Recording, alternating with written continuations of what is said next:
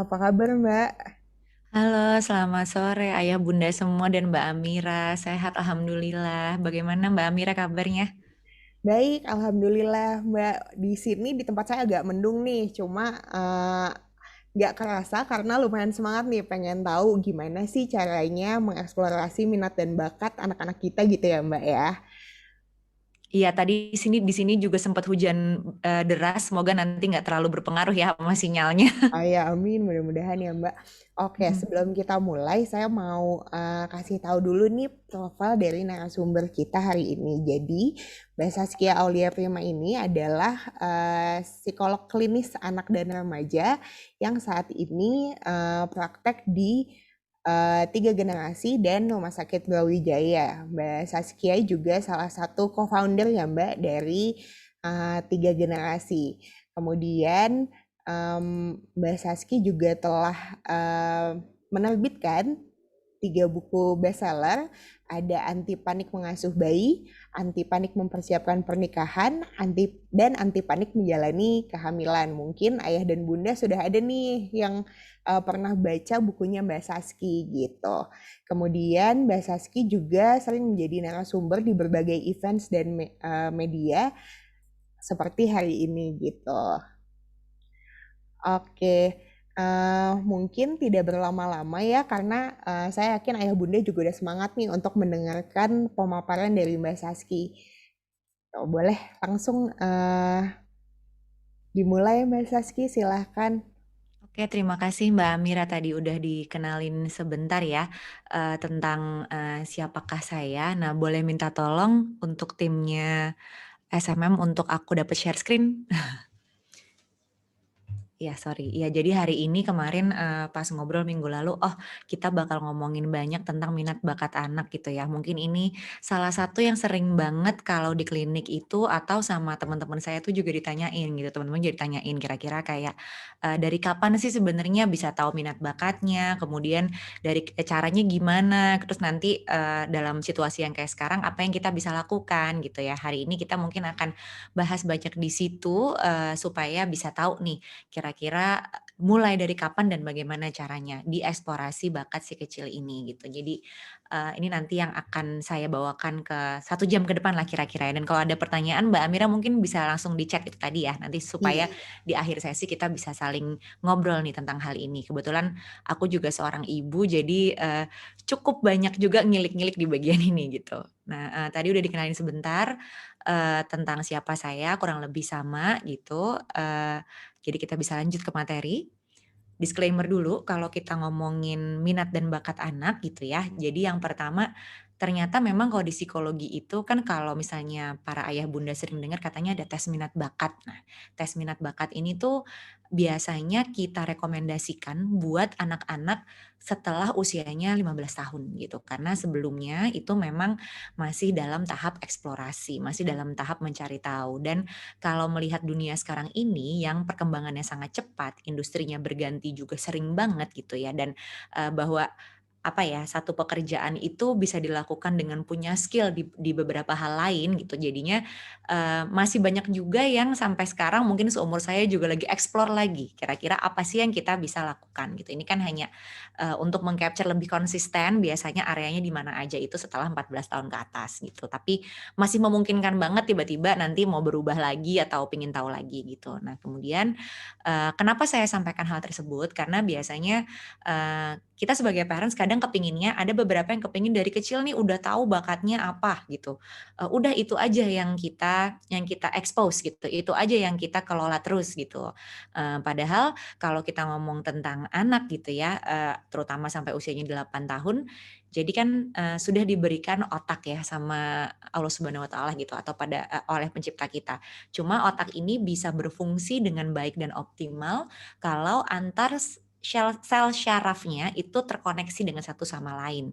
Nah, itu tuh nantinya akan berkembang untuk membantu anak punya daya pikir yang bagus gitu, termasuk nanti, mengolah emosi, bersosial dan lain sebagainya. Nah, itu bisa terjadi kalau anak itu nyobain berbagai macam kegiatan, itu satu gitu. Jadi eksplorasi kegiatan lain, walaupun anaknya kelihatannya belum suka atau nggak suka, itu tetap perlu dilakukan supaya koneksi otak tadi itu tetap berjalan berjalan. Dan kemudian juga kadang-kadang bisa jadi ada bakat-bakat terpendam yang kita nggak tahu gitu. Misalnya kan mungkin kalau satu rumahnya ayah ibunya bakat musik gitu, kita nggak ngeh kalau anaknya ternyata bakat masak, kita nggak tahu gitu, ternyata bisa ada hal lain. Jadi tetap perlu nyobain kegiatan lain, terutama untuk tujuannya sih cuman buat eksplorasi sama belajar itu tadi, supaya makin bisa lekat koneksinya. Kemudian terakhir, aku ingatkan dulu bahwa perjalanan untuk anak-anak kita nih sekarang, apalagi kalau tadi aku lihat ya, dari para ayah bunda sekalian usia atau kelas anaknya gitu, masih sangat panjang untuk menetapkan terutama karir gitu. Jadi, saya pernah ngobrol sama salah satu ibu baru gitu ya, new mothers, anaknya baru lahir gitu, terus udah punya cita-cita pengen kuliahin anaknya di Jepang, it's okay, dan tapi udah spesifik banget maunya jurusan desain gitu. Oh, tunggu dulu, masih panjang, masih banyak hal yang bisa dieksplor. Bisa jadi ada hal lain yang ternyata anaknya lebih blooming atau lebih berkembang di situ gitu. Jadi ini perjalanan panjang, jadi kita perlu santai juga dan perlu memberikan banyak eksplorasi juga, tapi juga perlu sensitif sama kira-kira tuh sukanya apa. Karena ketika kita tahu anak sukanya apa, itu pintu yang paling baik untuk kita bisa memberikan, pelajaran atau pendidikan ke dia gitu. Misalnya kalau maksud saya, misalnya kayak anak saya tuh suka banget olahraga gitu ya, bergerak gitu. Jadi kalau mau ngajarin apa-apa tuh pintu masuknya tuh dari gerak dulu, biar dia semangat dulu gitu. Nah itu yang, bisa kita lebih sensitif untuk kenali dari sekarang.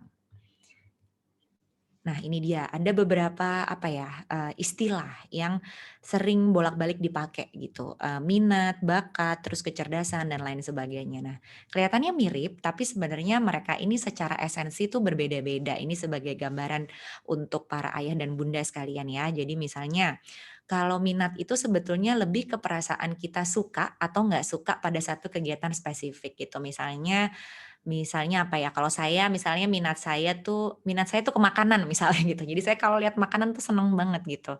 Nah tapi bakat memasak tuh belum tentu ada gitu, walaupun saya minat banget. Jadi kita suka banget tapi bakat ini potensi bawaan untuk dapat menguasai sesuatu gitu. Dan kalau kecerdasan itu biasanya lebih yang kemampuan-kemampuan untuk, beradaptasi, belajar, dan berpikir. Tapi sebenarnya kalau kita, misalnya mikir, oke kalau tes minat bakat terus itu yang dilakukan tuh apa gitu. Sebenarnya kalau tes minat bakat nantinya ketika anak sudah lebih besar tadi ya usianya 15 itu, 3 hal ini tuh nanti saya pertimbangkan atau biasanya psikolognya pertimbangkan. Jadi kalau misalnya dari kecerdasan itu kita bisa dapat caranya anak berpikir. Ada anak yang lebih senang berlogika secara verbal atau ngomong gitu ya. Ada yang dia hitung-hitungan lebih kuat gitu. Itu nanti masuk poin kita. Kemudian minat, dia minatnya tuh di area-area kayak apa aja gitu. Hal-hal seperti apa nih yang membuat dia senang atau tertarik. Dan minat ini kan bisa bertambah ya seiring dengan dia mungkin menemukan hal baru atau nyobain hal baru. Dan bakat ini yang bawaannya nih, emang dia itu bisa. Nah itu biasanya kita gabungin. Misalnya let's say kalau anaknya seneng banget sama, apa ya, misalnya anaknya seneng banget sama situasi yang hubungannya sama, komputer gitu ya minatnya gitu. Tapi, bakatnya, sebenarnya banyak nih di area-area sosial dan kecerdasan sosialnya juga banyak. Oh sekarang tuh udah mulai ada kayak human computer interaction. Jadi kita bisa ngasih spesifik rekomendasi kayak, oh dari minat, bakat, dan kecerdasan ini kayak nyambung kalau ke sini. Jadi misalnya seneng banget musik tapi sebenarnya nggak seneng tampil banget gitu. Ya oke nanti kita bisa cari area-area yang bisa dia geluti di industri yang dia minati tapi dengan, bakat dan kemampuan kecerdasan yang dia punya. Itu gunanya kita, tes minat bakat secara lengkap yang bukan cuman kayak tes massal. Biasanya one on one itu kita bisa dapat secara menyeluruh dan kalau sekarang kalau sama saya sih biasanya apalagi terutama kalau yang mau ke luar negeri gitu kan itu jurusan tuh sekarang banyak banget ya, ada berapa ratus gitu sampai bingung. Nah itu nanti di-look through lagi, tiap jurusan, tiap kampus tuh kira-kira, apa sih yang dipelajari dari situ, buat ngepasin. Karena kadang antara minat sama kemampuan kita mengerjakan tuh suka bertolak belakang kan. Jadi kita cari yang kira-kira nih masih bisa make sense buat semuanya, itu. Jadi,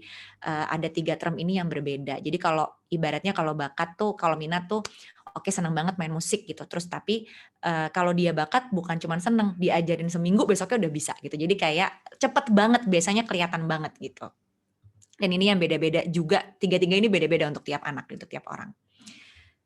Nah ini adalah prinsip pertumbuhan otak anak usia dini. Nah usia dini tuh sebenarnya kalau sekarang di-stretch sampai 8 tahun ya. Jadi, eee 2 tahun pertama itu yang paling cepet banget gitu. Jadi dari tentunya karena baru lahir kan, baru awal-awal jadi semua hal tuh masih sangat baru gitu. Makanya di sini sering banget dibilang kalau gadget kalau bisa diminimalisir banget, baru 18 bulan dan kalaupun 18 bulan tuh video call dan ada waktunya gitu. Nah kenapa? Karena kegiatan langsung dia megang, dia mengeksplorasi indrawinya dari mulai dia ngelihat, mengecap gitu ya, merasakan mencium, memegang gitu, itu tuh yang membuat koneksi antara sel syaraf otaknya tuh, cepat jalan gitu. Nah itu di 2 tahun pertama. Nanti sampai 8 tahun juga cepet banget, tapi, paling cepat memang 2 tahun pertama gitu critical period-nya. Nah, yang terjadi sebetulnya sampai anak besar, sampai remaja itu adalah yang di sebelah kanan atas. Neurons that fire together, wire together. Maksudnya gimana? Jadi maksudnya adalah yang sering banget dipakai itu biasanya, yang sering skill yang sering kita lakukan itu yang itu akan nempel di otak. Jadi let's say misalnya, kalau dari kecil, kita ngajarin anak untuk apa ya, bikin goal setting gitu. Nah, tapi sering banget gitu, misalnya kalau saya ngambil contoh dulu waktu saya kecil, bapak saya itu kalau saya mau pergi gitu ya, mau main sama teman-teman itu saya bilang kan, "Papa aku mau main ke mall," misalnya gitu. Terus dia bilang, "Tujuan kamu main apa?" Dia tanya. "Mau ketemu teman-teman." Terus dia tanya lagi, susah banget kayak harus bikin proposal dulu gitu loh. Jadi kayak, kalau main sama teman-teman emang hanya bisa dilakukan dengan ke mall. Jadi dia sebenarnya men-challenge untuk hal tersebut dan karena sering banget kayak gitu, jadi, untuk menentukan kayak bikin skripsi, masalah tujuannya dan lain sebagainya itu tidak terlalu menyurutkan buat saya, karena itu sering banget gitu tiap hari dari kecil sampai gede itu dilatih. Jadi ini, kalau bapak dan ibu, ayah dan bunda sekalian kepingin anaknya punya satu skill tertentu, itu harus sering kita kasih, termasuk kayak minat-minat ya, minat baca dan lain sebagainya, supaya makin nempel di otaknya dia. Karena itu tadi, kalau terutama pas udah lebih gedean tuh anak-anak, otak itu kalau jarang dipakai dia kayak udah deh bye aja, karena kan banyak memori yang harus dia keluarin, kita juga ada overload-nya kan. Jadi kayak kita, dia taruhlah ke eksternal hard disk yang lain gitu istilahnya. Nah kemudian juga butuh banyak stimulasi langsung untuk menyambungkan antar sel syaraf otak gitu. Jadi kalau ngeliat sekolahmu juga kan kalau kegiatan tuh langsung ya gitu. Jadi, dia ada yang walaupun sambil nonton tapi dia eksperimen langsung. Mungkin para ayah dan bunda juga kerasa kalau anak tuh diajarin pakai kegiatan yang nyata gitu ya, eksperimen misalnya sains tuh mereka lebih cepat nangkep konsepnya gitu.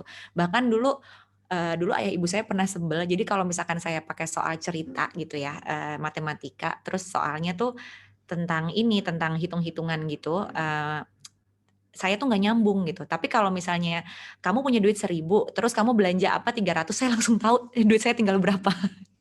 Jadi emang butuh banget, contoh-contoh yang relate juga sama mereka dan itu bisa langsung terkoneksi langsung gitu, termasuk kalau melakukan langsung gitu. Dan terakhir, perkembangan otak itu bergantung pada hal yang membahagiakan buat anak. Jadi kenapa pada saat kita, menggali, mengeksplorasi atau meng-guide anak untuk melakukan minatnya, bakatnya, atau bahkan belajar itu perlu sekali perasaan bahagia itu. Karena kalau kita ingat dulu ya, misalnya kalau kita belajar terus gurunya killer gitu, nakutin, sebenarnya mungkin tuh pelajarannya nggak sesusah itu gitu, tapi kita jadi ketakutan duluan gitu. Akhirnya pada saat belajar nggak ada yang masuk, sama. Itu dia paling berat tugas orang tua adalah kita emotionally mesti on terus ya pada saat kita ngajar, supaya pada saat, interaksinya tuh kita bisa lebih memaklumi anak, punya ekspektasi yang jelas, terus jadi menyenangkan. Anaknya juga semakin dia senang, semakin cepatlah dia menyerap apapun yang kita berikan ke dia gitu. Jadi ini adalah prinsip-prinsip umum, bagaimana kita bisa mengembangkan, otak anak yang nantinya menuju termasuk minatnya, bakatnya, dan lain sebagainya. Nah, ini memasuki kalau kita ngomongin apa yang menentukan, jadi kalau bakat tuh sebenarnya gimana? Sebenarnya apakah itu turunan atau sebenarnya itu adalah, hasil dari lingkungan juga gitu. Jadi memang ketika kita ngomongin hal-hal kecerdasan, bakat dan lain sebagainya itu tentunya ada 2 yang berperan besar ya. Jadi ada yang secara dari genetik, dari nature-nya sama nurture atau stimulasi di lingkungannya gitu. Jadi memang kalau di beberapa penelitian, Kalau anak yang orang tuanya nih dua-duanya terutama ya atau salah satu punya satu bakat spesifik tertentu, kalau dikenalkan semenjak dini banget ditambah stimulasi yang dini banget itu bisa jadi bakatnya tuh keluar juga gitu karena kan ada faktor turunan gitu. Tapi bisa juga tuh beda ternyata bakatnya yang lain juga bisa. Jadi sebenarnya gini, kalau faktor genetik dia punya tapi nggak ada latihan yang cukup juga nggak jadi berkembang gitu bakatnya.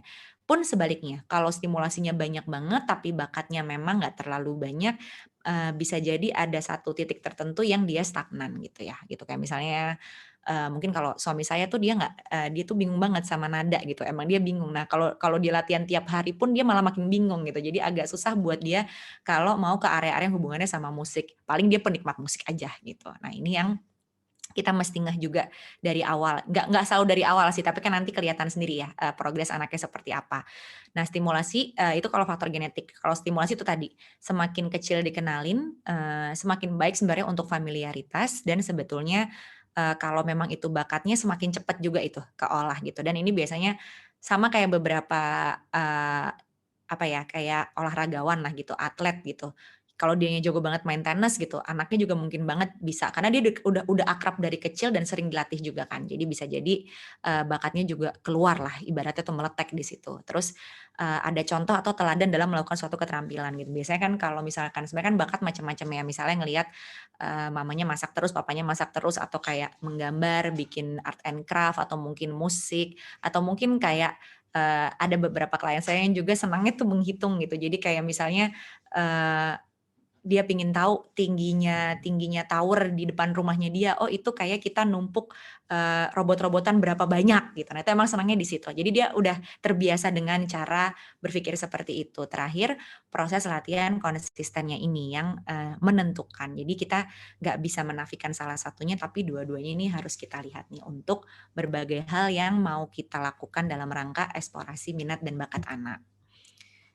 Nah, ini masuk ke, terus apa aja sih biasanya mungkin kalau para orang tua di sini akrab dengan istilah multiple intelligence ya gitu. Jadi, sebenarnya banyak banget mungkin ada juga yang di luar ini cuman yang paling sering terdengar tuh ini dan gimana caranya ya kita mengeksplorasinya gitu kan tadi maunya kalau di disclaimer di awal semuanya kita cobain. Nah, itu caranya tuh gimana gitu. Nah, kalau misalnya kita ngomongin toddler atau anak-anak yang masih, umur 1 tahun sampai 4 tahun lah ya gitu. Nah, itu apa sih yang bisa dilakukan gitu. Nah, kalau misalnya, logika matematis gitu ya, itu bisa kan sebenarnya bukan masalah menghitungnya, tapi sebenarnya dia tahu beda bentuk-bentuk, terus, mengklasifikasi, warna yang sama warnanya ditaruh di satu bagian tertentu, itu tuh bisa jadi latihan matematika yang bagus dari awal gitu, atau bentuk-bentuk huruf dan klasifikasinya. Bahkan kadang, bisa yang kayak misalnya, apa ya, banyak sedikit, konsep banyak sedikit tuh diajarin gitu. Jadi bukan langsung ke, menghitungnya, tapi konsep-konsep yang hubungannya sama hitungan tuh kita bisa kasih gitu.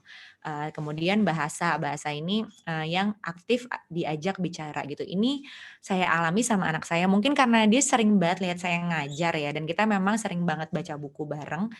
Eee, dia tuh baru ngomong lancar banget tuh di 2 tahun 1 bulan. Setelah dia ngomong itu tiap hari dia pidato dan kalau di sekolah itu emang dia senengnya tuh show and tell gitu. Jadi, eee, kita selalu ngomongnya tuh, face to face gitu.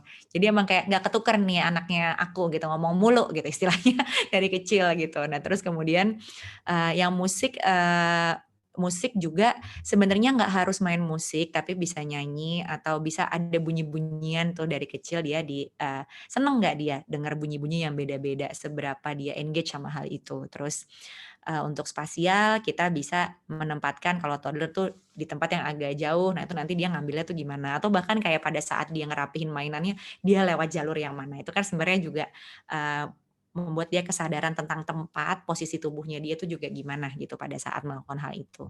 Terus kalau kontrol fisik, dari kecil ini juga mainan-mainan yang dia bisa genggam, terus kemudian juga mainan-mainan olahraga itu juga apa ya, jadi hal yang, penting juga. Oh ya untuk fisik ini bahkan untuk anak usia dini di bawah 8 tahun, mereka tuh punya kebutuhan minimal 3 jam gerak gitu. Jadi, kalau kita ingat pandemi ini kok kayaknya aktif nggak berhenti-berhenti, susah tidur dan segala macam, mungkin kebutuhan geraknya belum terpenuhi gitu. Jadi karena memang mereka perlu banget tuh kebutuhan gerak itu. Terus kalau interpersonal, kalau inter itu ke orang lain. Jadi gimana dia ngobrol, gimana dia role playing-nya, main masak-masakan, main pura-pura ibu-ibuan segala macam, itu yang menumbuhkan bakat interpersonal itu. Kenapa? Karena di sini kan ketika dia role play atau main pura-pura itu kan dia berusaha menempatkan dirinya menjadi orang lain dalam situasi yang sebetulnya nggak menekan karena lagi main. Di situ tuh anak bisa belajar konteks sosial, bisa belajar kapan gantian ngomong, kalau ibunya yang ngomong gimana, kalau yang lebih muda yang ngomong gimana. Dan ini tuh sebetulnya kalau nantinya di tes-tes kecerdasan pun area interpersonal ini tuh juga dilihat gitu, seberapa sensitif anak tuh sama konteks sosial yang terjadi. Yang ini sebuah skill yang nggak pernah mati sampai kalau di report-report masa datang, di laporan-laporan tentang prediksi skill atau keterampilan di masa mendatang yang dibutuhkan oleh anak setelah tahun 2025, itu kemampuan kolaborasi, interaksi sama orang lain, sosial dan lain sebagainya itu sebagai salah satu top skill gitu, yang kita pikir kan kerjaannya semua udah lewat komputer, tapi ternyata tuh lebih berat karena persaingan globalnya juga lebih tinggi ya. Jadi kita harus punya sensitivitas sosial yang lebih bagus lagi untuk berbagai macam kita ketemu dengan exposure global gitu.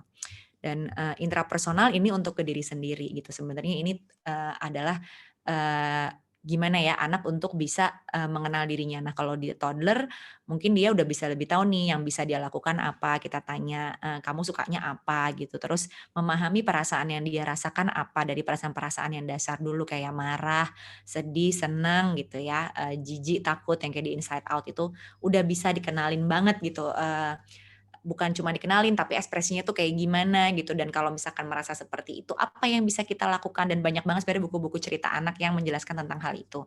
Dan kalau alam, ini bermain di luar, berkenalan sama tumbuhan, binatang, dan lain sebagainya. Maunya sih kita biasanya setiap anak tuh punya, tapi derajatnya tuh beda-beda nih semua nih, dan kalau semuanya bisa tereksplor dengan baik kan lumayan ya, zaman sekarang butuh banget multidisiplin, untuk bisa nantinya survive gitu. Jadi ini oke banget kalau mau dieksplor, nanti paling kelihatan nanti kita bisa lihat yang bagian mana nih, dia terus mengulang-ulang atau dia kayaknya occupied banget lama di situ paling fokus gitu untuk tahu, oh itu mungkin minatnya, nanti baru kita geser ada bakat-bakat lain. Ada juga sih yang sangat spesial gitu ya, jadi masih 2 tahun, 3 tahun mungkin kayak sensitivitas terhadap nadanya, nyanyinya udah bener dan lain sebagainya itu udah bisa kelihatan sebagai bakat biasanya gitu, ada yang kayak gitu juga.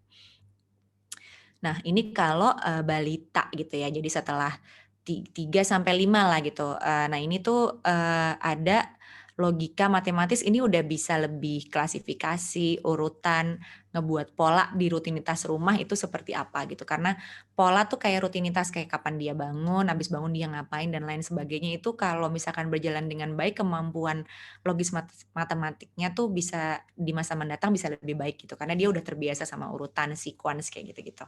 Kalau bahasa masih sama, diajak, baca buku, terus anaknya diajak cerita, mungkin nggak usah harus bener-bener precise ceritanya di tulisannya kayak apa, tapi dia bisa elaborasi sendiri dari gambar yang dia lihat gitu. Kemudian juga menulis, menggambar menulis sederhana sih sebenarnya buat, apa ya, dia mengungkapkan hal yang dia mau, ya mungkin namanya biasanya umur segitu kan gitu, atau hal yang dia suka, yang dia bisa. Dan kalaupun belum bisa nggak apa-apa, karena masih 5 tahun juga masih panjang untuk dia bisa harus kapan menulis dan membaca.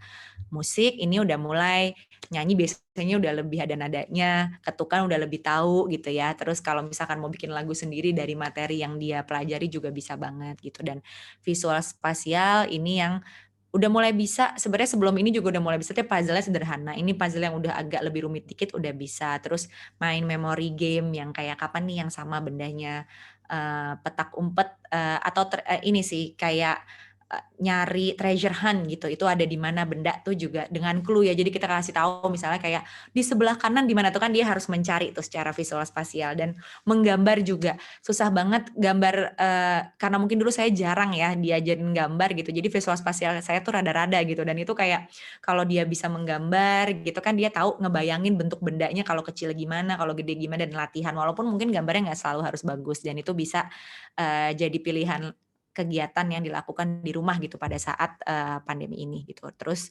tubuh dan kontrol fisik ini bisa mulai kan kalau anak-anak umur segini tuh dari toddler juga sekarang udah ada ya balance bike yang katanya lebih membantu kalau kita mau latihan balance gitu, atau main sepeda biasa, menari dengan instruksi, atau kalau misalnya mau main games yang gadget tapi mau juga lebih interaktif dan energinya keluar, bisa main mainan yang dia niruin atau nonton orang yang nari diikutin lah gitu istilahnya. Kemudian bisa main bola, lompat tali dan lain sebagainya. Ini biasanya kelihatan banget nih anak-anak yang ada yang malas gerak, ada yang dia emang aktif banget tuh udah mulai kelihatan.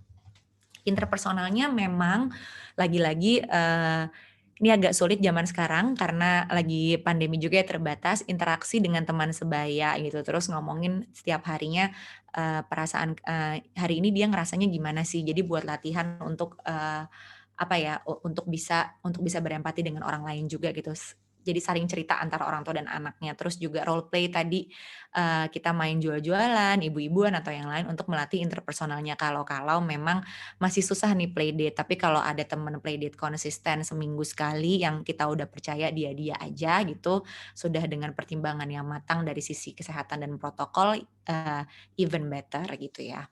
Atau ya kalau bisa dilakukan secara virtual juga bagus banget gitu. Jadi, sesinya walaupun virtual tapi ngobrol bukan tentang hal sekolah gitu. Kemudian intrapersonal, balik lagi kita bisa sering-sering ngajak diskusi anak tentang hal yang dia suka, hal yang dia nggak suka, terus hari ini dia merasanya apa, supaya terus kalau dia merasa perasaan nggak nyaman dia bisa ngapain, supaya dia makin tahu nih harus berbuat apa. Dan kalau udah mulai balita itu sebetulnya udah mulai bisa dibikinin chart gitu ya, kayak mungkin ada stikernya atau emoticon gitu, "Hari ini kira-kira secara umum kamu rasanya seperti apa?" Jadi dia bisa ada bantuan visual tuh untuk mengetahui perasaannya dia tuh seperti apa gitu. Salah satu yang bisa dilakukan gitu ya.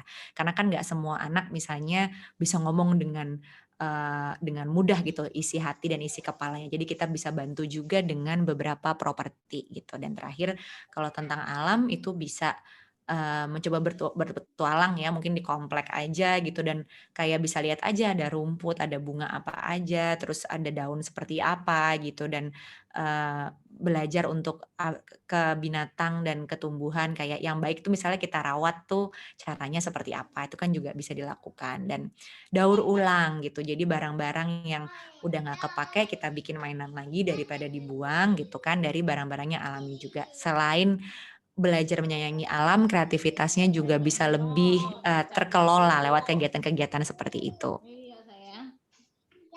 Pia, pia, piano. Ada yang ikutan. Nah, ini kalau yang di atas 6 tahun. Nah, ini biasanya udah lebih variatif lagi, sampai sebetulnya nggak bisa saya taruh di slide nih, Mbak Mira. Jadi tapi pasti, para para ayah bunda juga tahu gitu ya. Jadi kalau misalkan udah mulai lebih 6 tahun ke atas, sebenarnya kayak misalnya kalau matematika, sekarang kan kita memang udah nggak bisa lepas dari teknologi ya gitu. Mungkin udah ada kegiatan-kegiatan coding yang bisa dilakukan. Sebelum itu juga bisa sebenarnya kan nyamain pattern, tapi mungkin setelah 4 tahun ke atas atau 6 tahun tuh udah bisa ada program-program yang menuju ke situ. Terus kayak, jualan-jualanan atau berjualan langsung gitu ya, anaknya bikin sesuatu, nanti dijual kadang-kadang buat project sekolah atau project pribadi gitu, terus belajar menabung, walaupun dari lebih kecil juga bisa, tapi di umur segini nih pas nih, karena memang, ngitungnya udah baru bisa lebih baik, terus udah gitu udah mulai tahu konsep tuker, tambah, ada yang hilang, ada yang nambah gitu, itu juga udah berjalan di sini. Untuk bahasa seperti biasa storytelling, mungkin diskusi, kalau sekarang banyak anak-anak yang cobain bikin podcast atau video yang kayak, "Hai guys, ngapain?" Gitu kan, itu kan, udah lebih relevan ya sama dunianya mereka gitu, untuk melatih berbahasanya mereka. Karena,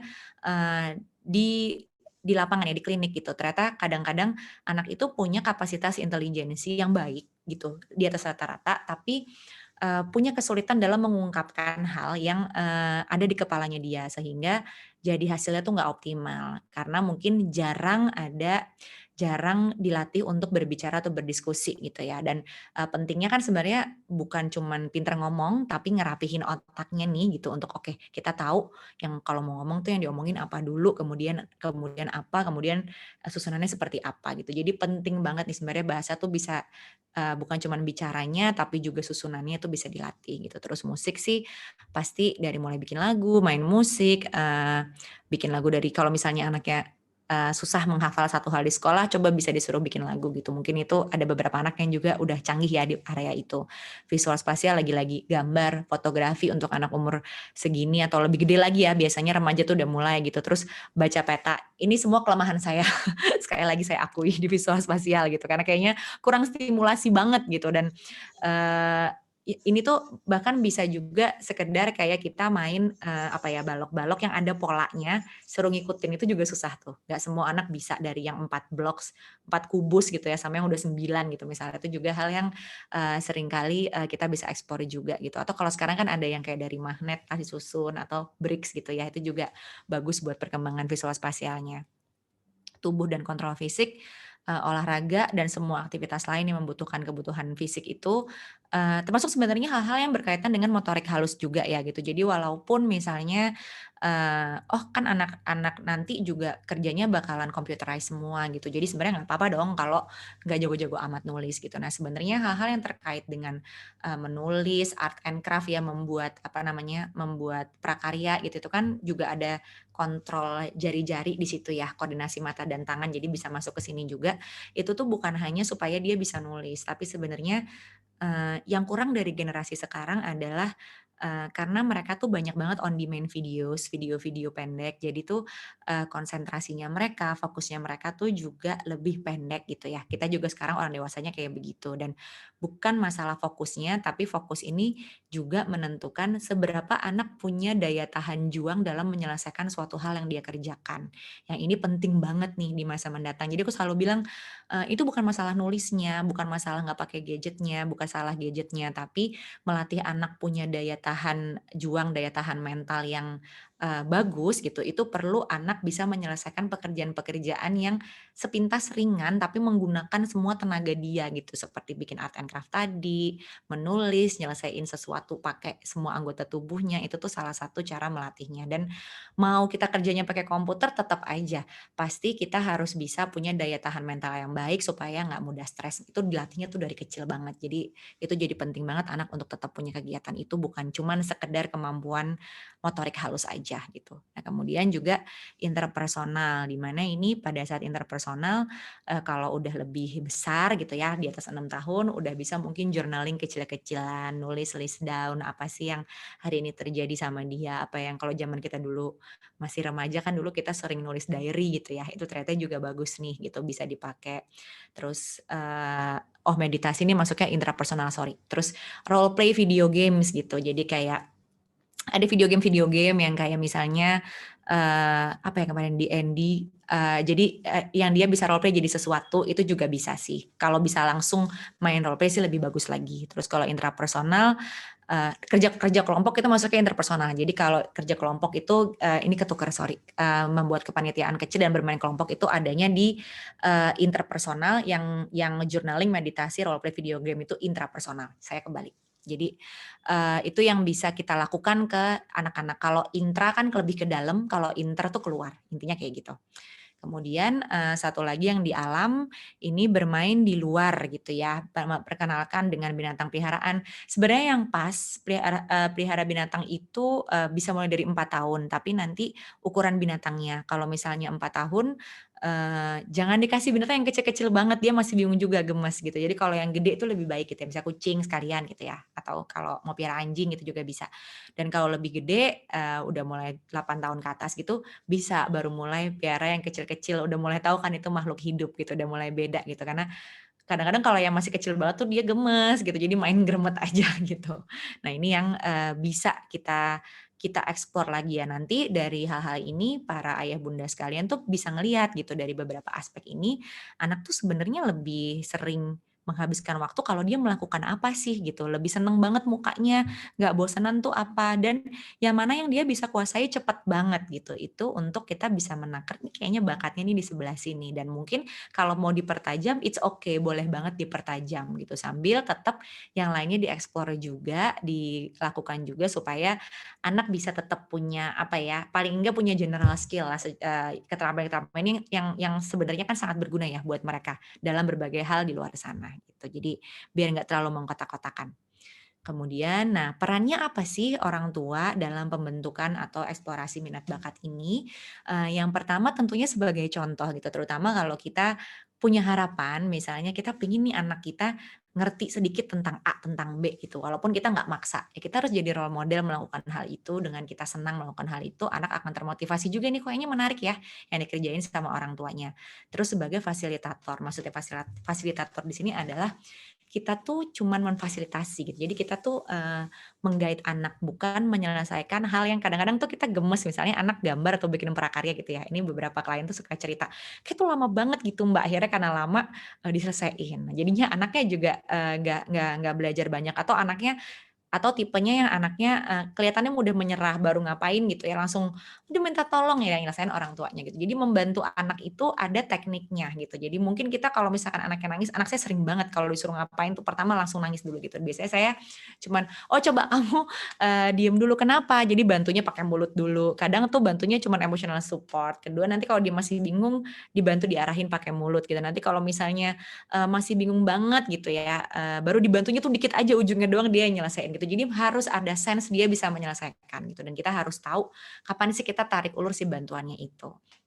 Kemudian sebagai supporter itu tadi gitu, mendukung apapun yang terjadi. Jadi ketika misalnya anak lomba itu tuh atau anak berkompetisi itu yang salah satunya ya, itu bukan masalah menang kalahnya, tapi bagaimana dia berproses di situ, bagaimana dia bisa menghargai, "Oh, nggak apa-apa kalau kalah, tapi nih, dari belum pernah bikin gambar A gitu, sekarang kamu udah bisa bikin gambar yang kayak begini," gitu. Jadi kita bener-bener fokusnya adalah, anak tahu bahwa, dirinya itu tuh punya proses belajar yang baru gitu dan nggak selalu harus menang. Justru kalau kita kalah atau misalnya kita belum berkembang secara banyak, bagus, karena tugas kita tuh bukan harus menang, harus sempurna, tapi tugasnya kita belajar terus, bertumbuh terus. Itu kalau anak itu punya nilai itu dari kecil tuh lumayan mengurangi, waktu Indonesia bagian overthinking pada saat dia dewasa nanti gitu ya.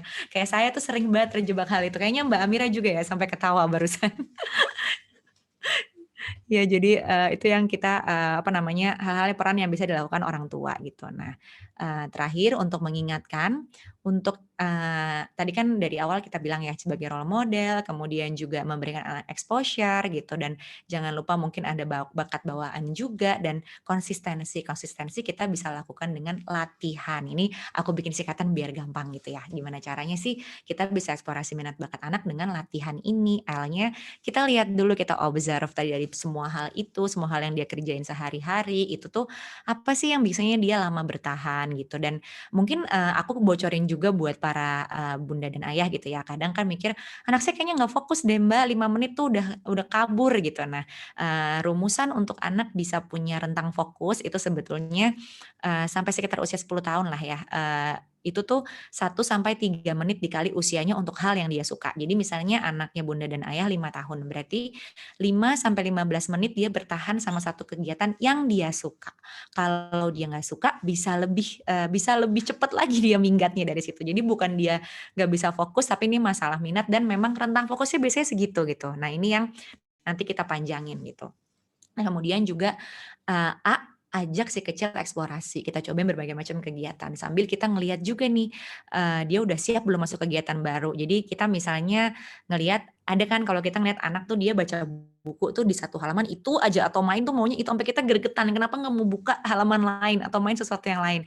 Nah, itu dia sedang mengumpulkan kesiapan batinnya untuk bergerak ke tempat yang baru. Jadi nggak apa-apa, kita sabar dulu, kalau kita gemes banget kita tanya, "Kak mau nggak ngelihat yang itu? Coba deh ini," kalau dia belum merasa tertarik, jadi mungkin dia belum selesai tuh belajar dari satu mainan yang dia mainin atau dia belum selesai melihat, mengobservasi bukunya. Tapi tetap ajak eksplorasi cuman pelan-pelan. Terus T-nya terus berlatih secara konsisten dan perlahan, jadi yang penting anaknya, tadi ya neurons that fire together, wire together dibiasain, terus kitanya ikut dalam proses latihan. Jadi kita di situ ngerjain bareng, jadi tahu gitu susah-susahnya. Kita tahu kebayang anak tuh apa sih repotnya gitu ya, capeknya dan mungkin struggle-nya dia apa. Terus hati-hati dengan ekspektasi gitu. Ini yang, seringkali sebenarnya ekspektasi datang dari, kitanya sendiri dulu kepingin, jadi apa, terus anaknya ternyata nggak belum belum kepinginnya kita bebankan ke anak atau kadang kita compare anak orang udah sampai mana kitanya belum sampai. Yang sebenarnya komparasi itu hal yang wajar pada manusia, itu seringkali terjadi gitu. Asal dan pada banyak hal bagus juga. Misalnya kalau kita mau membandingkan untuk sebagai inspirasi. Jadi kita tahu misalnya anak kita bisa nih kita tambahin kegiatan apa terinspirasi dari timeline-nya ibu yang mana gitu atau bapak yang mana. Atau yang penting kita tahu kadarnya bahwa itu masih sehat dan gak membuat kita punya ekspektasi berlebihan sama anak kita sendiri. Nanti soalnya kasihan, dia lagi mulai eksplorasi, nanti dia jadi merasa kecil gitu ya, kok nggak sampai-sampai gitu. Jadi celebrate yang kecil-kecil tuh penting banget gitu. Dan amati perasaannya, kita lihat mimik mukanya gitu, dia seneng atau enggak, dan kita sebutkan perasaannya. Kakak kayaknya lagi agak kesusahan ya tuh ngelihat itu. Nah itu tuh biasanya tuh ngebuat dia, oh tumben nih bapak ibunya tuh ngerti gitu. Jadi mengamati perasaan anak juga penting. Apalagi kalau kita punya cita-cita pingin dilesin gimana caranya bisa main piano gitu. Ternyata kayak setiap main tuh mukanya kerung terus gitu. Nah itu mungkin coba kita evaluasi lagi. Sebenarnya tepat nggak kegiatannya buat anak kita gitu. Dan terakhir nikmati prosesnya. Ini masih panjang, latihannya panjang. Kalau anak dia kadang minat sama sesuatu tapi tiba-tiba lagi sedih terus nggak mau latihan, ya itu lagi namanya proses. Sabar dulu, lihat dulu, yang penting kita latihannya ini si LATIHAN ini dilakukan berulang-ulang gitu karena masih panjang juga. Nah, itu adalah sekian, semoga cukup singkat ya materi dari saya buat para ayah bunda sekalian, dan juga terima kasih Mbak Mira atas sesi ini. Silahkan dilanjutkan. Wah, oke. Terima kasih banyak Mbak Saski. Jadi yang penting ternyata dalam mengeksplorasi bakat dan minat, tetap prosesnya yang harus dinikmati ya Mbak ya. Jangan sampai Betul. kita apa namanya fokusnya ke hasilnya aja, terus nanti anak-anak kita tumbuh jadi anak-anak yang overthinking gitu ya Mbak Saski. Iya kan kebayang banget ya gitu, dan kita sering ini loh, kita tuh sering kalau di celebrate tuh hal yang menurut kita gede banget, bagus banget, padahal failure tuh juga perlu kita celebrate biar anaknya kalau gagal ya nggak apa-apa. Apalagi sekarang kan namanya dunia, kadang kita gagal, kadang kita Emang nggak, ya bisa santai kalah aja. sama Iya. gunung berapi, Iya, sama jadi bungku, tanpa walaupun komunikasi. sensitif, kita tetap observasi anak kita arahnya kemana, cuma kitanya tetap santai gitu ya, biar anaknya juga menikmati proses perkembangan mereka gitu ya. Oke deh. Wah, Ayah Bunda hari ini antusias banget nih, banyak pertanyaan Iya, aku tadi kayaknya. lihat chatnya. Iya, kayaknya mungkin kita bisa jawab semua sampai nanti Lebaran ya, Mbak. Itu dia. Minta SMM bikin sesi lagi nanti ya ini. Oke, iya ya Bunda, karena banyak banget yang masuk nih pertanyaannya, mungkin hari ini Mbak Saski nggak jawab semua, cuma saya tadi udah rangkumin nih beberapa yang kira-kira mirip-mirip nih Mbak pertanyaannya. Yang pertama, mungkin kalau saya bisa rangkum kira-kira usia berapa sih kita mulai tahu nih benar-benar yakin anak nih minatnya, arah minat dan bakatnya kemana gitu. Tadi ada Ayah Bunda yang tanya juga apakah usia sekian sudah terlambat, apakah usia sekian terlalu cepat gitu. Itu gimana tuh Mbak? Oke, kalau lebih konsisten ya, rata-rata itu mulai di 15 tahun, itu lebih konsisten, itu minat dan bakat gitu, biasanya lebih konsisten. Sebelumnya itu kadang, suka ini, suka itu gitu, menclok-menclok kemana-mana. Namun, ini juga yang tadi saya note di depan, karena sekarang tuh banyak banget kegiatan baru yang menarik juga gitu ya, dan banyak isu baru yang menarik, jadi banyak juga anak-anak tuh menemukan hal-hal yang baru gitu, setelah dia 15 tahun. Tapi biasanya nggak terlalu jauh tuh dari minat-minat dia.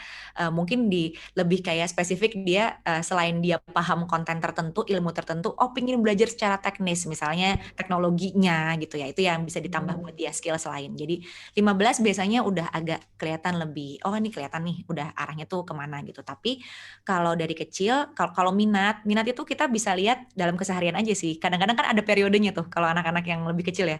Misalnya bulan ini lagi suka banget binatang gitu, bulan depannya apa lagi gitu. Nah itu kelihatan tuh minatnya gitu.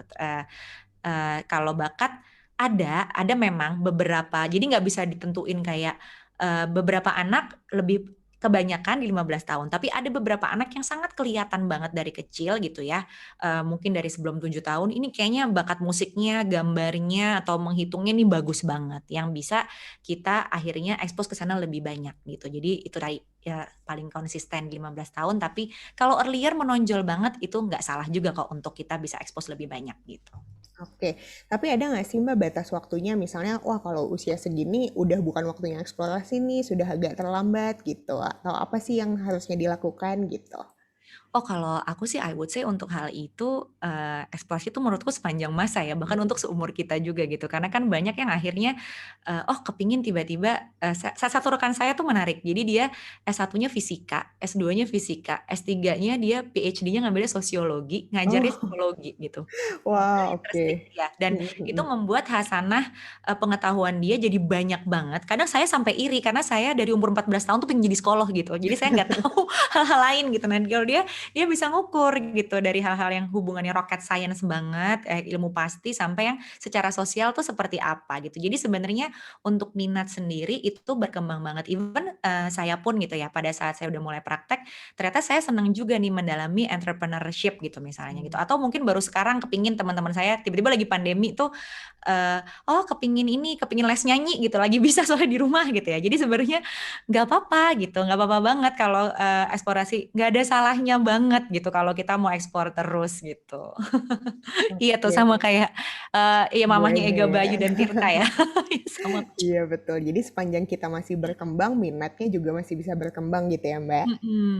Oke, nah ada lagi nih Mbak yang banyak ditanyakan, gimana sih ketika misalnya ada hal-hal yang berseberangan, misalnya tadi antara harapan orang tua dengan minatnya anak sepertinya berseberangan, atau misalnya sudah pernah dites nih, atau orang tuanya observan nih, dari observasi kayaknya kok menonjolnya ke arah mana, tapi keinginan anaknya berseberangan nih ke arah yang sebaliknya gitu. Itu gimana menjembatani, apa, hal-hal yang berseberangan Gapnya itu? itu ya. Iya, itu yang pentingnya tadi kalau misalnya kita mau mengikutkan anak ke tes minat bakat gitu ya. Memang ini balik lagi kita mesti nemu psikolognya sih. Jadi kadang kalau di 3 generasi itu tadi kan ada area minat, bakat, dan kecerdasan ya. Kecerdasan itu kan tesnya tuh sebetulnya bukan cuman kita dapat IQ ayah bunda, tapi kita tahu, oh dia tuh menonjolnya di jenis berpikir yang mana gitu. Nah nanti dari situ kita akan keluarkan 3 pilihan dengan hati-hati tentunya kayak sekarang kan banyak jurusan yang sebenarnya tuh kegabung-gabung gitu Mbak Mira gitu. Jadi misalnya Mhm. dia senang banget dia tuh minatnya menggambar. Tapi misalnya orang tua pinginnya kedokteran gitu ya, atau dia juga pingin kedokteran tapi dia pinginnya gambar gitu. Gimana? Ternyata ada jurusan medical illustrator gitu. Oh, itu Ah, bisa jadi oke. gambar tapi di situ. Jadi itu biasanya nanti itu akan banyak diskusi sama psikolognya gitu dari kecerdasan yang dia miliki, minat yang dia miliki, opportunity karir yang ada zaman sekarang dan nanti kira-kira apa, terus kita diskusi bareng-bareng gitu. Kayak waktu itu saya juga pernah nanganin, dia suka masak tapi orang tuanya mau bisnis, ini gimana? Dan maunya sekolahnya di sini atau di luar gitu. Nanti oh ada culinary bisnis juga nih. Jadi kamu dua-duanya ketangkep gitu. Nah, itu yang kita kita kenapa perlu tes minat bakat itu tadi untuk dudukin bareng opsinya orang tua yang ada mana buat anak apa dan apa yang bisa dia kerjain gitu. Itu jadi dan dia juga perlu diberitahu gitu. Jadi misalnya biasanya saya anak kan kalau udah remaja tuh teman-teman remaja tuh udah pinter-pinter gitu kalau ngomong. Mereka udah bisa ini kan nyari-nyari di internet juga sendiri. Jadi datang tuh udah Heeh. kayaknya keluhannya tuh udah jadi gitu. Nah itu tuh biasanya saya coba-coba nih kalau aku lihat nih, Kakak lihat dari hasil tes kamu tuh emang seneng banget di sini, tapi bagian ininya tuh kayaknya kamu agak kesulitan, kamu ngerasa nggak? Jadi biar dia dibukakan juga gitu kan. Itu nanti kadang kan kalau sama orang tua berantem ya, kalau sama kita tuh lebih banyak curhatnya gitu. Dan itu pun juga yang kita lakukan untuk apa ya, menjembatani dari kemauan orang tua dan anak juga gitu. Karena berseberangan kan bukan hanya kemampuan anak, tapi juga kadang-kadang orang tua deg-degan kan, nggak tahu kalau kamu masuk jurusan itu atau melakukan area di pekerjaan itu nantinya kamu bisa hidup apa enggak gitu istilahnya. Nah ini yang kadang butuh bantuan orang ketiga untuk Bu ini masih banyak nih coba Ibu pertimbangkan atau Pak ini coba nih gitu. Jadi itu sih bisa dilakukan mediasinya dengan mengetahui hasil tes minat bakat atau kalau ayah bunda mau ekspor-ekspor sendiri gitu ya itu ada yang namanya mymajors.com gitu, itu bisa untuk tahu aja sih kurikulum secara umum dan major sekarang tuh apa aja gitu buat eksplorasi minat bakat itu tadi, gitu. Oke, karena sekarang mulai banyak apa ya profesi-profesi yang dulu mungkin nggak ada ya Mbak Saski, kayak misalnya YouTuber kan dulu mungkin nggak ada tuh Iya, lulusnya profesi apa, itu. kerjanya apa tuh banyak banget sekarang. Jadi dan gak apa-apa. Iya, jadi santai aja ya ayah bunda semua kebutuhan bisa kok difasilitasi gitu ya. Mm-mm. Oke, kemudian Ada juga nih Mbak, yang banyak yang bertanya gimana sih ketika orang tua memfasilitasi perkembangan skill atau bakat anaknya, tapi anaknya mungkin masih di usia yang emosionalnya masih kurang stabil, masih moody, sifatnya masih keras gitu. Ada tips dan trik nggak Mbak kalau dari Mbak Saski? Iya, memang kalau moody itu kan, yang paling tajam tuh munculnya biasanya di usia toddler ya, karena memang lagi berkembang kontrol diri dan juga remaja. Baru Oke. remaja, ABG. Kenapa ABG kayak gitu? Jadi ternyata, kita itu punya orang dewasa tuh punya otak bagian depan, ibu-ibu, bapak-bapak, itu namanya prefrontal cortex, itu untuk, supaya kita bisa lebih nggak impulsif, nggak buru-buru, kita bisa punya tujuan yang jelas, kita bisa planning gitu. Nah itu bagian otak tercanggihnya yang dianugerahkan ke manusia. Nah dia tuh berkembangnya masih nanti, masih umur 25-an ke atas, bahkan tuh ada yang belum mateng juga gitu ya, tapi harus dilatih terus dari sekarang. Dan pada saat remaja itu tuh sudah mulai prosesnya untuk membentuk yang bagian depan itu dengan cara, nah karena dia butuh energi besar untuk dibangun di bagian depan itu, jadinya yang lain tuh kayak dirusak gitulah, diotak-atik. Ini yang ngebuat secara hormonal dia jadi naik turun, jadi kayak, ya Allah harus berkata apa lagi Bunda padamu Nak gitu ya, itu biasanya itu tuh ada di situ gitu. Nah itu, satu kita mesti paham memang dia tuh lagi ibaratnya kalau kita mau naikin upgrade sistemnya handphone kita, jadi panas gitu dia. Nah, apa yang kita perlu lakukan pada saat situasi tersebut gitu, itu kita memang semua orang sih, orang dewasa ataupun anak-anak kalau pada saat emosinya tuh lagi intens, mau dia senang banget, sedih banget, itu logikanya tuh nggak bisa berjalan bareng gitu. Memang otak kita tuh nggak didesain untuk begitu. Makanya harus ditenangin dulu. Jadi kalau marah, ya udah kita, take time dulu, ya udah kamu, mau misalnya kita kasih ruang untuk dia menyelesaikan marah-marahnya, nanti kita tanya, "Udah bisa ngobrol belum?" Atau kita jadi intinya ditenangin dulu, kita sebut, "Aku tahu kamu sebel ya ini, kamu sebel ya itu," gitu. "Aku tahu, misalnya ini susah ya mungkin buat kamu." Jadi kita sebutin fakta yang kita bisa sama-sama sepakat. Jadi mungkin kita nggak sepakat dia nggak mau les, atau kita nggak sepakat dia nggak mau ngerjain PR-nya dan lain sebagainya, tapi kita sepakat bahwa kayaknya capek nih anaknya, kita sebutin perasaannya. Begitu disebutin biasanya mereka akan melunak gitu, karena, oh ngerti juga nih gitu. Jadi karena kebetulan 3 generasi itu main TikTok dan, saya yang main, itu tuh banyak banget dari remaja tuh curhat gitu, langsung Oh, dimarahin Kak, segala macam gitu. Nah ya, jadi iya. pertama itu tuh benar-benar kita sebutin dulu, itu kemauan mereka tuh itu, perasaannya. Baru abis itu pas udah mulai netral, kita tanya, "Tadi sebel kenapa?" Nah, kan mereka cerita. Dari situ kita bisa lihat solusi apa sih yang bisa kita kasih dengan situasi misalnya, "Abis susah banget misalnya, pelajaran yang ini, susahnya tuh apa? Coba bagian mana yang kamu nggak bisa?" Begitu mereka udah bisa mikir logis. Jadi intinya, kita bawa ke diskusi, kita bantu berikan solusi, tapi tunggu dulu sampai emosinya tuh cukup stabil dan tugas kita mendampingi pas, emosinya lagi naik banget atau lagi low banget, supaya, dia merasa aman dan nyaman dan diterima sama kita. Baru deh nanti kita bisa explore apa yang bisa kita lakukan, gitu. Oke, jadi mengamini dalam tanda kutip emosinya anak-anak juga penting ya Mbak gitu, biar mereka Mhm. merasa nyaman dan aman dulu, baru kita ajak komunikasi dan diskusi yang produktif gitu ya. Iya, pokoknya yang penting tuh mereka dapat "Oh aku didengerin," gitu. Nah itu biasanya tuh yang aku Oke. sering, aduh walaupun itu aneh banget gitu ya, itu karena, sering banget gitu kalau remaja. Misalnya saya nggak mau sekolah gara-gara hari ini saya pernah dapat klien, naiknya mobil A bukan mobil B. Oke oke oke, itu kan masalah ngeselin gitu ya, gitu. Tapi ya oke kita dengerin dulu, "Oh iya kamu sebel ya, soalnya biasanya kamu naik ini malu." Ya itu disebutin dulu, nanti dia akan lebih terbuka gitu dari situ. Oke, Mhm. kadang-kadang anak-anak cuma pengen didengerin aja Iya, gitu ya Mbak kayak kita. Saski. Iya. Oke, nah terus ada lagi nih Mbak pertanyaan, kalau misalnya yang udah kelihatan nih dari kecil, kayak tadi ada Mhm. ibu siapa ya, bunda siapa, sorry, udah lumayan ketutup nih, yang anaknya nih kayaknya di fashion design nih minatnya Lucu. gitu. Mhm. Kemudian udah disebut nih mau jadi fashion designer, kemudian dari kecil udah kelihatan nih udah suka gunting-gunting bahan gitu. Nah, Mhm. itu kalau yang sudah spesifik seperti itu dari kecil gimana sih orang tua bisa memfasilitasi atau membantu stimulasi anak?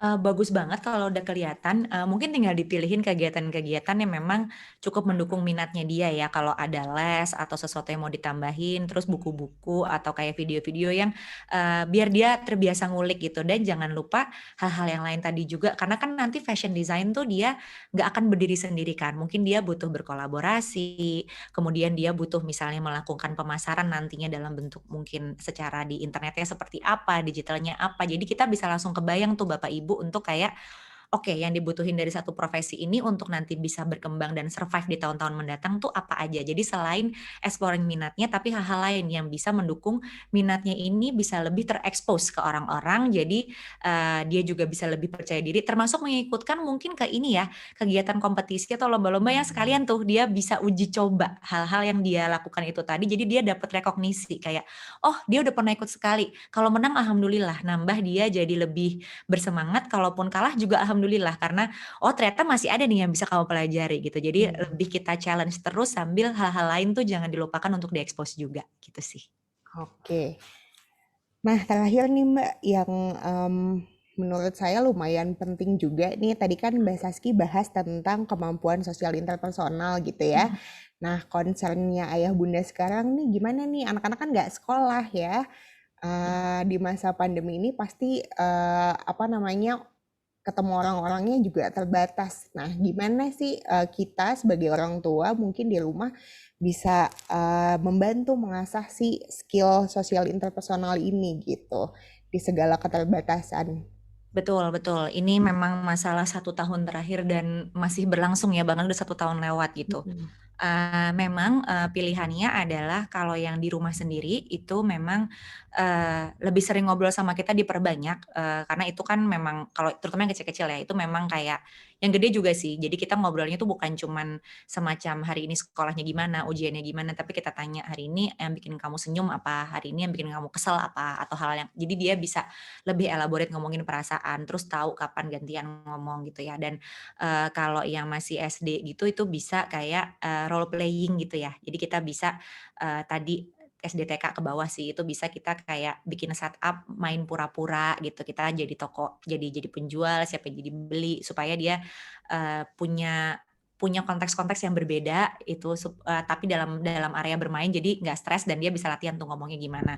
Atau kita bisa baca buku bareng, atau nonton bareng sambil kita, tebak itu karakternya tuh kira-kira lagi merasa apa, lagi kira-kira kalau dia marah kita bisanya tuh ngapain. Jadi diskusi dengan hal-hal yang mereka lagi seneng juga gitu ya, atau kalau misalkan yang, kalau saya sama remaja kan biasanya mereka kan udah idolanya Taylor Swift atau apa, ada kasus apa dibahas, "Menurut kamu baiknya dia gimana sih?" Gitu. Jadi, cari yang minatnya mereka aja gitu, suka ada-ada aja juga, kadang-kadang kan mereka.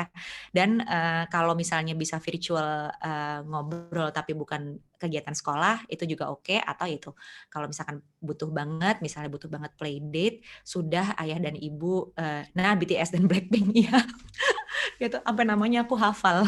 Itu kalau misalnya, apa ya, kalau kita mau playdate itu kita bisa yakin sama siapa, yang protokolnya juga jelas gitu ya, atau sekedar kita misalnya, nganterin ke depan rumahnya temennya, ngasih barang atau ngasih makanan yang dibuat. Jadi tetap ada tuh lah si konteks itu untuk sementara waktu. Jadi itu bisa dipilih, yang penting di situ yang penting adalah memilih kegiatan yang memungkinkan anak bisa membayangkan dia berada dalam satu konteks sosial atau menyelesaikan masalah secara sosial gitu. Jadi misalnya dia itu tadi kan, kalau si artis ini marah menurut kamu oke atau enggak? Kira-kira pilihannya dia bisa apa? Itu kan bisa ngebuat dia mensimulasikan kan apa yang harus dia lakukan dan kalau dia nggak tahu kita bisa diskusi di situ gitu. Oke. Nah, karena ini waktunya sudah mendekati 4:30, satu pertanyaan terakhir kali ya Mbak. Ya boleh. Mungkin ada nih concern ayah bunda yang mewakili concernnya Ibu Nuning juga nih. Jadi anaknya Ibu Nuning nih agak sulit fokus gitu. Kadang-kadang kalau misalnya lagi main atau lagi belajar gitu, seringnya lebih cepat jenuh kalau terlalu lama duduk gitu. Ini Mhm. gimana orang tua bisa memfasilitasi ya Mbak? Apakah ini masalahnya ada di misalnya pengajarnya yang kurang quote unquote seru gitu, atau misalnya kita bisa kok bantu anak supaya lebih fokus ketika dia sekolah atau sedang apa namanya enhancing skillnya gitu. Iya, emang kalau, sekolah online tantangannya sebenarnya semua sih, terutama online ya, itu kan ada tambahan kita lelah secara virtual gitu atau virtual fatigue gitu ya. Nah itu memang, tadi mungkin bunda atau ayah untuk tadi yang bertanya dan semuanya gitu ya, kita bisa perhatiin anak kita nih kalau secara online sekarang belajar atau dalam hal lain, itu dia biasanya on-nya tuh berapa menit. Jadi ada yang misalnya per 20 menit tuh kayaknya dia langsung mulai turun tuh energinya gitu. Nah, memang butuh break. Nah, break-nya itu kalau kita Zoom call, itu break-nya sebaiknya, hal-hal yang nggak ada hubungannya sama screen. Jadi misalnya, dia diminta jalan-jalan dulu lah muter, minum kalau lagi nggak puasa, lompat-lompat gitu atau, Bapak Ibu bisa coba explore yang namanya brain breaks activity. Jadi brain breaks ya, breaks istirahat itu ya, breaks itu activity. Nah itu tuh ada beberapa hal yang dia tuh kegiatan fisik sebetulnya yang bisa dilakukan supaya dia teng lagi, on lagi gitu. Nah kalau nggak bulan puasa kan enak ya pilihannya, bisa minum, tapi kalau pas bulan puasa mungkin bisa bisa apa tuh, raup bahasa Indonesianya, membasuh muka gitu ya, itu tuh untuk, dia bisa ya betul brain breaks, nah itu bisa ngebantu dia lebih lebih on lagi. Jadi memang perlu banget istirahat dan nggak apa-apa kita perhatiin anak kita tuh limitnya di menit ke berapa, masuk lagi. Jangan lupa juga tadi kalau karena saya nggak tahu usia anaknya, sampai kurang lebih 10 tahun ke bawah itu ada 1 sampai 3 menit kali usianya untuk hal yang dia sukai. Itu makanya perlu juga kita, me-maintain lah aktivitas-aktivitas itu. Di samping itu, yang sebetulnya klise tapi harus kusampaikan bahwa kita perlu mengatur pola makan dan pola, olahraganya juga gitu. Jadi kebutuhan dia, punya kegiatan fisik sehari minimal 3 jamnya atau 1 sampai 3 jamnya itu tuh terpenuhi dan makan, kenapa makan jadi penting, yang dimakan apa, kandungannya apa, proses makanannya seperti apa, karena 90%, hormon-hormon yang berkaitan dengan kecemasan itu adanya di pencernaan ternyata. Jadi you are Oke. what you eat. Jadi kalau kita kebanyakan gula, ya otomatis dia kayak mungkin jadi, apa ya, jadi nggak konsen, jadi nampaknya nggak mood, nggak fokus gitu. Karena sebenarnya jangan-jangan bukan karena dia nggak fokus, sama pelajaran, tapi memang tubuhnya nggak siap saat itu gitu. Jadi tadi perhatikan beberapa hal itu sih gitu. Oke, jadi itu ya pola makan, pola gerak, pola tidur juga mungkin Mbak Betul, Saski ya. betul banget, aku lupa ya, betul betul. Sama ada 3 kali usia ya Mbak tadi. 1 sampai 3 menit kali usia. 1 sampai 3 menit kali usia untuk memfasilitasi anak untuk bersenang-senang, untuk beristirahat gitu Mbak Saskia. Iya, kira-kira rentangnya itu, nah itu seriusnya dia tuh segitu tuh, sisanya coba kita break dulu sebentar, 5 menitan, 10 menitan. Oke. Oke, wah makasih banyak Mbak Saski. Aku yakin nih ayah bunda hari ini juga dapat banyak insight gitu ya, dapat banyak ilmu dari Mbak Saski. Untuk ayah bunda terima kasih untuk pertanyaan-pertanyaan dan antusiasmenya. Maaf sekali karena waktu kita terbatas jadi nggak bisa semuanya dijawab. Mudah-mudahan jawaban Mbak Saski tadi bisa mewakili kecemasan atau concern kali ya, bukan kecemasan, concern dari ayah dan bunda. Mungkin Mbak Saski kalau misalnya ada ayah dan bunda yang masih punya pertanyaan atau mau menghubungi Mbak Saski, boleh dikasih tahu Mbak Saski bisa menghubungi kemana? Boleh, bisa ayah dan bunda mungkin cari di 3 generasi, @tiga generasi atau ke Instagramku di SASKHYA, Saskia. Kadang beberapa ayah dan bunda ada yang DM, kalau memang bisa dijawab lewat DM nanti aku balas, kalau menurutku ini kayaknya lumayan agak rumit, nanti bisa di-refer ke 3 generasi, silahkan aja. Oke. Nah, seperti janji aku di awal tadi untuk penanya terbaik akan dapat hadiah nih dari FMM Junior sekolahmu. Nah, jadi saya mau mengucapkan selamat untuk Ibu Ega, ibunya Bayu dan Tirta.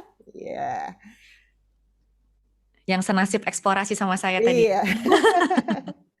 Oke, nanti akan dihubungi ya Bu oleh Kak Soraya atau Kak Nabila untuk hadiahnya.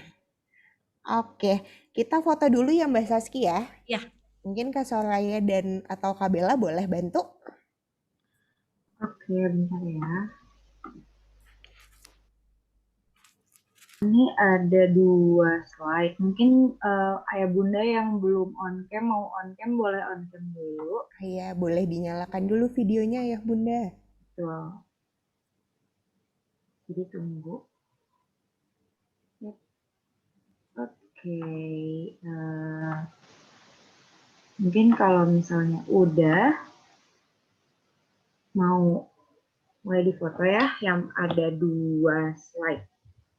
Oke, yang pertama dulu, 1, 2, 3. Baik, 1, 2, 3. Satu kali lagi. 1, 2, 3. Oke, udah. Kamera masih di mute. Oh iya, sorry. Oke, terima kasih Ayah Bunda untuk kehadirannya di Belajar Live hari ini. Terima kasih juga atas antusiasme dan pertanyaan-pertanyaan yang insightful juga gitu ya. Jadi walaupun pertanyaan yang nggak bisa dibacakan, tapi kita semua tetap ikut belajar. Terima kasih Mbak Saski untuk pemaparan ilmunya hari ini. Mudah-mudahan setelah ini jadi Ayah Bunda udah nggak bingung lagi nih gimana sih mengeksplorasi minat dan bakat anak-anak kita gitu ya. Saya juga mau mengingatkan untuk Ayah Bunda yang anak-anaknya ikut saya